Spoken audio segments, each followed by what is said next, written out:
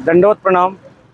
आज आपण आलेलो आहोत खामगाव तालुक्यातील एक आपल्याला श्री दत्त मंदिर, पुरातन श्री दत्त मंदिर माणका या गावाला आहे। आपण तिथे जाणार आहोत। महानुभावपंथीय पुरातन दत्त मंदिर आहे। त्या मंदिराचा रूट कसा आहे आपण आज इथे पाहणार आहोत या व्हिडिओच्या माध्यमातून। हे आपण जिथे उभे आहोत हे ठिकाण आहे खामगाव येथील चिखली बायपासवरील हा जो पॉइंट आहे, हा अकोलाकडे जाणारा एक रस्ता आहे, एक चिखलीकडे जाणारा आहे आणि एक जो रस्ता आहे तो मागच्या समोरच्या साईडनं तो येतो खामगाववरनं। आता खामगाववरनं जर आपल्याला यायचं आहे आणि माणका या गावाला जर जायचं आहे तर तुम्हाला तो रूट मी या व्हिडिओच्या माध्यमातून दाखवणार आहे। खूप मोठ्या संख्येने भाविक येत असतात। महानुभावपंथीय भाविक जे आहेत संपूर्ण जिल्ह्यातून हे श्रद्धास्थान असलेलं माणका गाव आहे। या गावामध्ये खूप मोठ्या संख्येने भाविक येत असतात। एक म्हणजे चमत्कारी स्थान आहे ते महानुभावपंथाचं मांडलिक स्थान असून सुद्धा तिथं ज्या काही आपल्या आशा आकांक्षा ज्या श्रद्धा असतात त्या पूर्ण होतात। तर नक्कीच आपण आता या गावाला जाणार आहोत आणि भाविकांसाठी या गावचा रूट दाखवणार आहोत। हा जो पॉइंट आहे हा आहे विजयलक्ष्मी पॉइंट। हा विजयलक्ष्मी पॉइंट म्हणून हा जो रोड आहे हा बुलढाणा रोड आहे, बोथा बुलढाणा रोड। आणि आता आपण जाणार आहोत विजयलक्ष्मी पॉइंट कडून। विजयलक्ष्मी पॉइंट आहे आणि इथून जो रोड जातो तो बुलढाणा रोडकडे समोरचं जे गाव येणार ते तुम्हाला मी या व्हिडिओच्या माध्यमातून सांगणार आहोत। तरी आपण चला पाहू।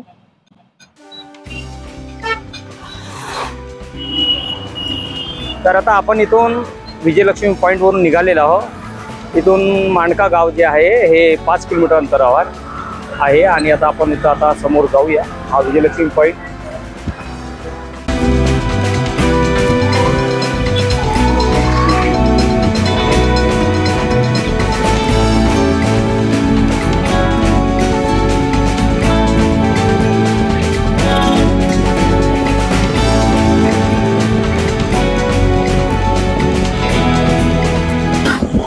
आणि आता आपण आलेलो आहोत सिरसगाव देशमुख येथे। हे पहिलं गाव आहे माणका येथे जाण्यासाठी। पहिलं गाव लागते ते सिरसगाव देशमुख।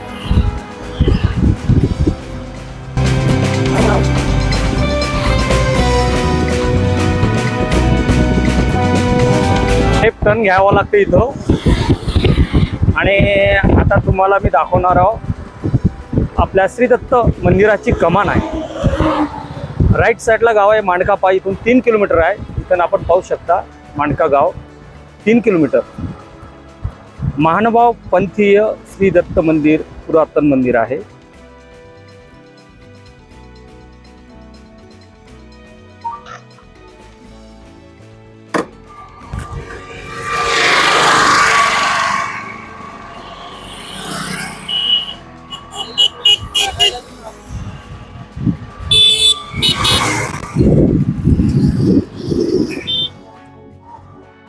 खामगाववरनं येताना पहिलं गाव लागतं ते सिरसगाव देशमुख आणि नंतरचं जे गाव आपल्याला जिथं जायचं आहे ते आहे राईट साईडनं फाटा आहे, खुटफुरी फाटा। इथं मोठी कमान आहे एक महानुभाव श्री दत्त मंदिर।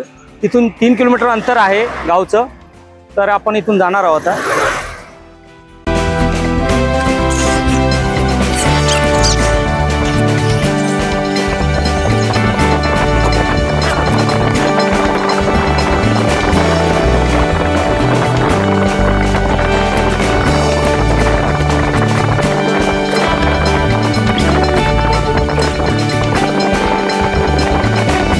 आता हे जे गाव लागले खुटपुरी गाव आहे।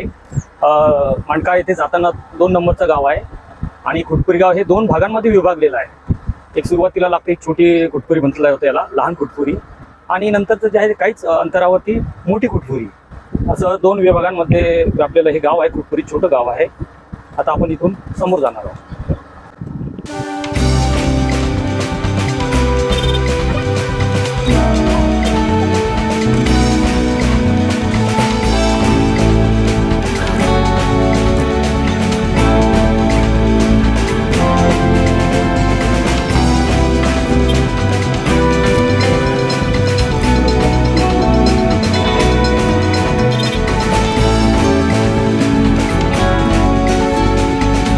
आता जवळपास आपण गावामध्ये थोड्याच वेळात जाणार आहोत, पोहोचणार आहोत। हे श्री गोविंद प्रभू मंदिर आहे इकडे, हे पण मानवापंथी मंदिर आहे आपलं।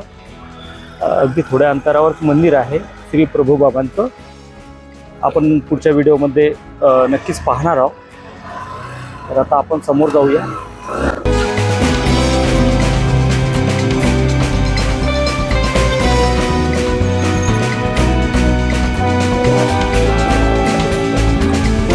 आता आपण गावाकडे आलेलो आहोत आणि गावाच्या उजव्या साईडला जिथं मंदिर आहे तिथं आपल्याला जायचं आहे। हा रस्ता इथून जवळच मंदिर आहे, थोड्या अंतरावरती।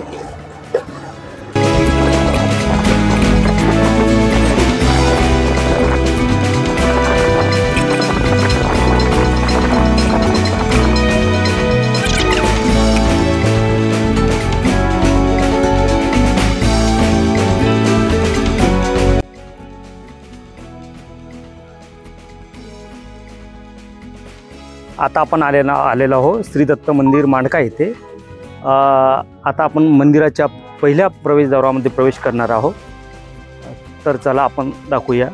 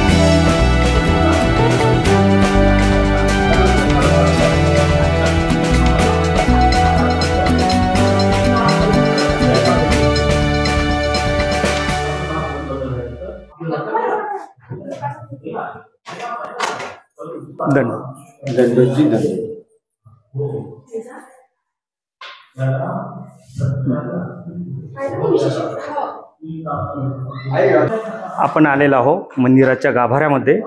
इथं आता आपल्या श्री दत्त महाराजांच्या विशेषांना मंगलस्नान घालण्यात येत आहे। तर आता आपण पाहूया, मंगलस्नानाची वेळ झालेली आहे। आपल्या येथील मंदिराचे व्यवस्थापक सात्विक मुनी बाबाजी दंडवत यांचं हे मंदिराचं संपूर्ण कामकाज यांच्याकडेच असतं। मंदिराचं अखंड कित्येक दिवसांपासून वर्षांपासून हे संपूर्ण आयुष्य त्यांनी जीवन मंदिरामध्ये घातलेलं आहे। आता मंदिराला आपल्या विशेषांना स्नान घालण्यात येणार आहे। जाते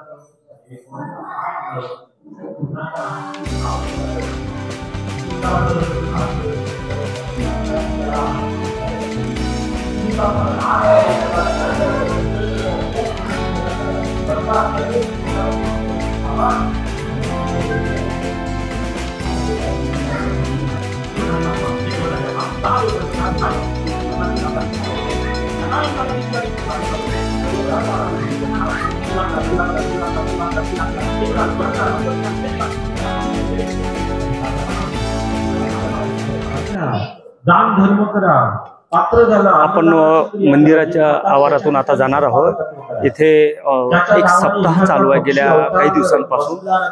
ब्रह्मविद्या निरूपण तथा श्री दत्तात्रेय चरित्र महानुभाव पंथांचं जे एक खूप मोठा गाभा आहे, त्याबद्दल संपूर्ण अशी सखोल अशी माहिती मार्गदर्शन बाबांच्या हस्ते तिथे चालू आहे। आपण आता ते पाहूया। ईश्वराने एक दाना जरी खाल्ला तर त्यानंतर तुम्ही कितीही घाला त्याच्या नावाने, वर्ष श्राद्ध करा, महिने करा, अंक करा, पिंड पाडा, काहीही मिळत नाही त्याला, काहीच नाही।